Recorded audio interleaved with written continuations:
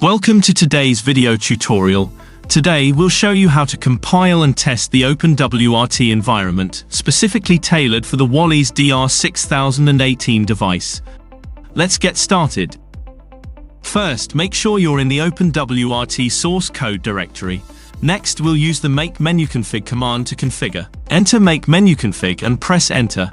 For target system, select Qualcomm Atheros 802.11x WiSoC-s. For subtarget, select Qualcomm Atheros IPQ6010. For target profile, select Wallys DR6018. Once configurations are confirmed, let's proceed with the compilation. Enter make v=s to start the compilation process. Compilation may take some time. Ensure your network connection is stable.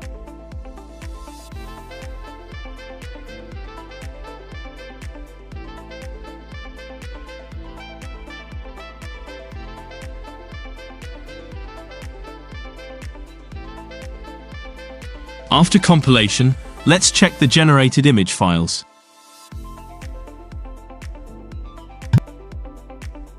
Here are the image files generated from our compilation. Now, let's proceed to test it. Now, we'll use tftp to download and start the image file we just compiled. First, enter the tftp command, then enter this command to start the system.